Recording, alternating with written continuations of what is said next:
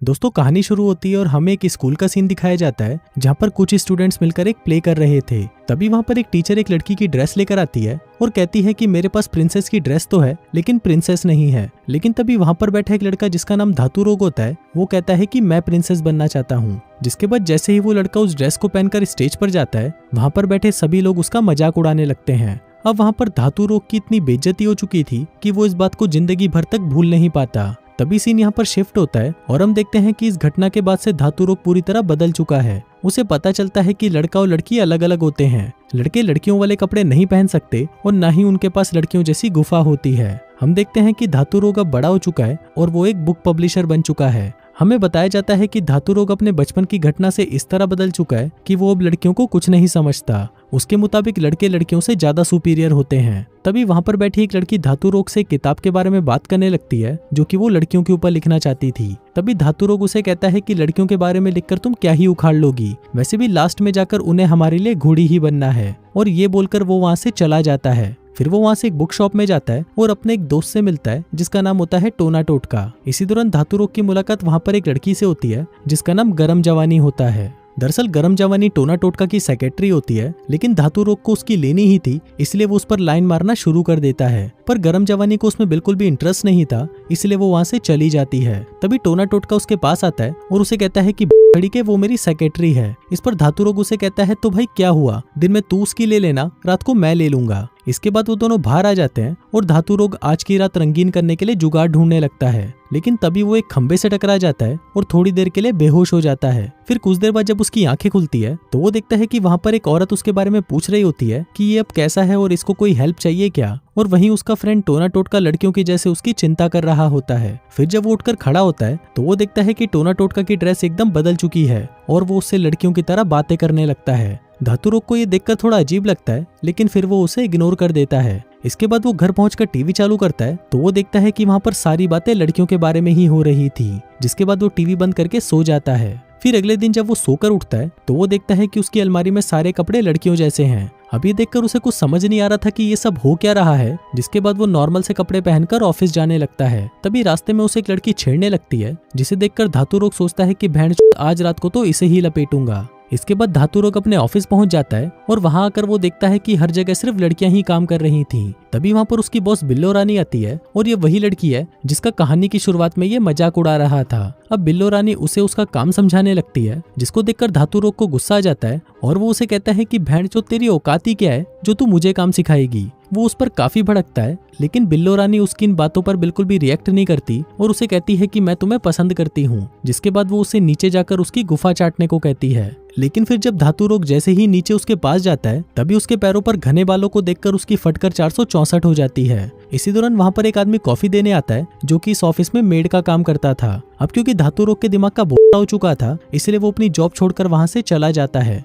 फिर वो वहां से एक कैफे में पहुंचता है जहां पर वो काम करने वाली एक लड़की को देखता है जो कि एक आदमी को गालियां दे रही थी। अब ये सब देखकर धातु रोग को फिर से कुछ समझ नहीं आता कि आखिर ये सब हो क्या रहा है। जिसके बाद वो वहां से भागकर अपने मॉम डैड से मिलने उनके घर आ जाता है। लेकिन वहां जाकर भी वो यही देखता है कि उसकी मॉम वाला काम उसके डैड कर रहे थे और उसके डैड वाला काम उसकी मॉम कर रही थी। अब ये देखकर वो समझ जाता है कि वो एक ऐसी पैरेलल दुनिया में आ चुका है जहाँ पर आदमियों की जगह औरतों ने ले ली है और औरतों की जगह आदमियों ने। अब ये देखकर वो वापस उसी खंबे के पास जाकर सब कुछ नॉर्मल करने की कोशिश करता है, लेकिन इस बार वो खंबा उसका साथ नहीं देता और वो इसी दुनिया में फंस जाता है। इसके बाद वो एक बार में अपनी एक दोस्त से मिलने जाता है, लेकिन वहां जाकर वो देखता है कि वहां पर औरतों की जगह आदमी नाच रहे होते हैं। और वहीं ये जो अपनी दोस्त से मिलने आया था वो भी उस पर लाइन मारने की कोशिश कर रही होती है, जैसे कि नॉर्मली आदमी औरतों पर करते हैं। अब धातु रोग को बाकी चीजें तो काफी अजीब लग रही थी, लेकिन उसे ये बात बहुत अच्छी लगती है कि औरतें उसे लाइन दे रही हैं और उसके लिए घोड़ी बनने को भी तैयार हैं। इसके बाद वो लड़की धातु रोग को बजाने के लिए उसे अपने घर ले जाती है। लेकिन फिर जैसे ही वो उसकी शर्ट उतारती है तभी उसकी छाती के बालों को देखकर तौबा तौबा तौबा, थारा मूड खराब कर दिया। धातु रोग पूछता है कि क्या हुआ, लेकिन उस लड़की का मूड तो खराब हो चुका था, इसलिए वो उसे वहीं छोड़कर वहां से चली जाती है। फिर अगले दिन धातु रोग अपने दोस्त टोना टोटका के पास जाता है, जहां वो देखता है कि टोना टोटका अब एक हाउसवाइफ बन चुका है और वहीं उसकी वाइफ ऐसे रिएक्ट कर रही थी जैसे कि वो इस घर की बॉस हो। अब क्योंकि धातु रोग ने अपनी जॉब छोड़ दी थी, इसलिए टोना टोटका अपनी बॉस को फोन करके उसकी जॉब लगाने की बात करने लगता है और उसकी बॉस वही उसकी सेक्रेटरी होती है जिसका नाम था गरम जवानी। जवानी। हम देखते हैं कि गरम जवानी इस दुनिया की सबसे बड़ी राइटर बन चुकी थी और वो रात दिन नए नए लड़कों को फंसाकर उनके साथ मजदूरी किया करती थी। वहीं दूसरी तरफ टोना टोटका धातु रोग को तैयार करने लगता है। वो उसके शरीर के सारे बाल साफ कर देता है ताकि लड़कियों पर उसका इंप्रेशन अच्छा पड़े। फिर जब वो इंटरव्यू देने के लिए गरम जवानी के पास उसके घर जाता है तो वो देखता है कि वहाँ पर गरम जवानी पूरी नंगी होकर घूम रही होती है। तभी उसके संतरे देखकर धातु रोग खुश हो जाता है क्योंकि उसे लग रहा था कि शायद ये आज रात उसके लिए घोड़ी बन जाएगी। फिर उसका इंटरव्यू शुरू होता है जहां धातु रोग की नॉलेज देखकर गरम जवानी भी हैरान हो जाती है क्योंकि धातु रोग अपने यूनिवर्स में काफी सक्सेसफुल आदमी था। लेकिन गरम जवानी फिर भी उसे ज्यादा भाव नहीं देती और उसके साथ ऐसा बिहेव करती है जैसा कि वो कभी औरतों के साथ किया करता था। इसके बाद गरम जवानी धातु रोग को वहीं रुकने को कहती है और वहां से अपने ऑफिस चली जाती है। दरअसल धातु रोग वहां पर गरम जवानी के असिस्टेंट की जॉब के लिए आया था। इसके बाद वो उसके घर में इधर उधर घूमने लगता है और उसे वहां पर कई सारे कंचे पड़े हुए दिखाई देते हैं और ये वही कंचे हैं जिन्हें वो अपनी गुफा में डालकर उनके साथ खेला करती थी। इसी दौरान उसकी मुलाकात गरम जवानी के एक नौकर से होती है जो उसे गंदी गंदी गालियां देने लगता है। अब इस पैरेलल दुनिया में रहते हुए धातु रोग को बहुत ही अजीब लग रहा था क्योंकि वो अपनी दुनिया में तो काफी स्ट्रांग था लेकिन इस दुनिया में उसकी कोई औकात नहीं थी। अब इससे गुस्सा होकर धातु रोग गरम जवानी को कहता है कि तुम मुझे ऐसे ट्रीट नहीं कर सकती। वो बताता है कि मैं इस दुनिया का नहीं हूँ, मैं तो गलती से एक खंबे से टकराकर यहाँ पर आ गया हूँ। लेकिन गरम जवानी धातु रोग की बातों पर बिल्कुल भी यकीन नहीं करती। धातु रोग उसे कहता है कि जरा सोचकर देखो, एक ऐसी दुनिया जहाँ पर औरतें मर्दों के नीचे काम करती हैं और ऐसा बिहेव जो औरतें मर्दों के साथ कर रही हैं वैसा ही बिहेव वहाँ पर मर्द औरतों के साथ करते हैं। लेकिन उसकी ये बातें गरम जवानी को बहुत ही अजीब सी लगती हैं। अब धातु रोग को बहुत ही गुस्सा आ रहा था और वो अपना गुस्सा शांत करने के लिए फिर से अपनी उस दोस्त को मैसेज करता है जिसने उस रात उसके साथ मजदूरी करने से मना कर दिया था। लेकिन अब वो दोनों पलंग तोड़ धुआंधार मजदूरी करते हैं। लेकिन सिर्फ 5-10 सेकंड के अंदर ही उस लड़की का सारा माल बाहर आ जाता है जैसा कि अक्सर मर्दों के साथ होता है। धातु रोग सोचता है कि बहन ये क्या बकचोदी है, जिसके बाद वो उस औरत को वहां से भगा देता है। उधर दूसरी तरफ हम गरम जवानी को देखते हैं जो कि एक नए टॉपिक के ऊपर अपनी बुक लिख रही होती है लेकिन उसे वो टॉपिक समझ नहीं आ रहा होता। लेकिन तभी उसे धातु रोग की वो बात याद आती है जहाँ पर आदमी औरतों पर अत्याचार करते हैं। अब गरम जवानी धातु रोग को बजाने के लिए उसे मैसेज करती है लेकिन इसके बदले में धातु रोग उसे गालियां लिखकर भेजता है। उधर धातु रोग के घर में उसके पेरेंट्स उस पर जोर दे रहे होते हैं कि अब तू 30 साल का हो चुका है इसलिए तू जल्दी से शादी करके किसी की हाउसवाइफ बन जा। अब ये बातें सुनकर धातु रोग परेशान हो जाता है और वो उन्हें कहता है कि आपको पता है कि मैं कितनी लड़कियों को घोड़ी बना चुका हूँ। अब ये सुनकर उसके पेरेंट्स निराश हो जाते हैं और उनको लगता है कि शायद उनका बेटा बिगड़ चुका है। इसके बाद धातु रोग गरम जवानी से मिलने जाता है क्योंकि उसे काम की जरूरत थी। फिर वो उसे बताता है कि जैसा तुम आदमियों के साथ बिहेव करती हो वैसा ही कभी मैं औरतों के साथ किया करता था।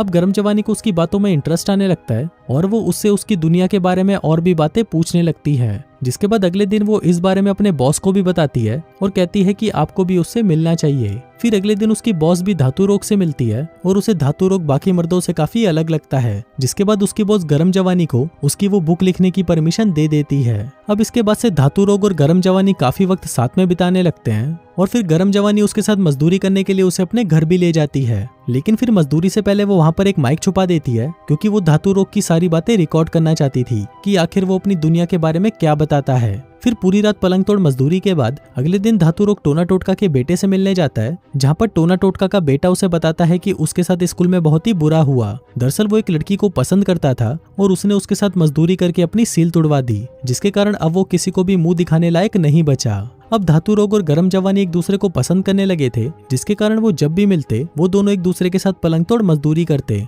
लेकिन धातु रोग को ये पता नहीं था कि गरम जवानी सिर्फ उसका फायदा उठा रही है। लेकिन अब गरम जवानी को भी ये सब करते हुए काफी बुरा लग रहा था। उस रात गरम जवानी अपनी बुक भी कंप्लीट कर लेती है लेकिन उसे धातु रोग को लेकर काफी बुरा लग रहा था इसलिए वो सीधा अपने बॉस को फोन लगाती है और कहती है कि मैं ये बुक पब्लिश नहीं कर सकती। जिसके बाद वो उसे गालियां देकर फोन काट देती है। इसके बाद अगले दिन वो धातु रोग से मिलने जाती है और उसके साथ वैसा ही बिहेव करती है जैसा धातु रोग हमेशा से चाहता था। लेकिन तभी धातु रोग मौका देखकर गरम जवानी से पूछ ही लेता है कि क्या वो उससे शादी करना चाहेगी और गरम जवानी भी यहाँ पर मान जाती है। इसके बाद धातु रोग ये बात अपनी फैमिली को बताता है और उसकी फैमिली को भी ये सुनकर बहुत ही अच्छा लगता है। फिर अगले दिन टोना टोटका धातु रोग को एक मोर्चे में लेके जाता है जहाँ पर कई मर्द औरतों के साथ बराबरी के अधिकार पर आवाज उठा रहे थे।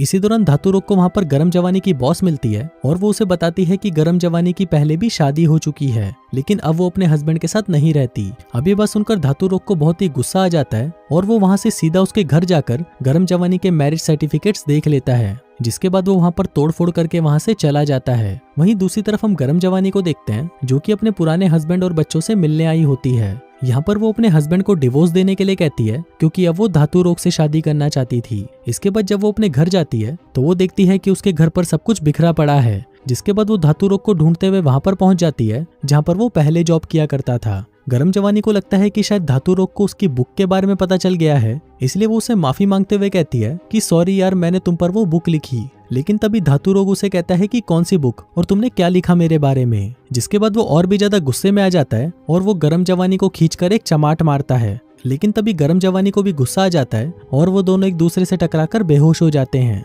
लेकिन फिर कुछ देर बाद जब गरम जवानी की आंख खुलती है तो उसके सामने दो आदमी खड़े होते हैं और वो एक एम्बुलेंस के अंदर होती है। वो आदमी उसे कहते हैं कि आपको हॉस्पिटल ले जाना होगा, लेकिन तभी गरम जवानी उस एम्बुलेंस से बाहर आ जाती है। वो देखती है कि यहाँ पर सब कुछ चेंज हो चुका है और वो उसी दुनिया में पहुंच चुकी है जिसके बारे में धातु रोग ने उसे बताया था। अब उसे पहले तो धातु रोग की बातों पर यकीन नहीं था, लेकिन जब वो वहाँ पर औरतों को मर्दों के बराबर अधिकार के लिए लड़ते हुए देखती है तो वो समझ जाती है कि धातु रोग की बात बिल्कुल सही थी। तभी उसकी नजर वहाँ पर धातु रोग पर पड़ती है जो कि उसे आवाज लगाकर अपने पास बुलाता है। और इसी के साथ ही ये कहानी यहीं खत्म हो जाती है।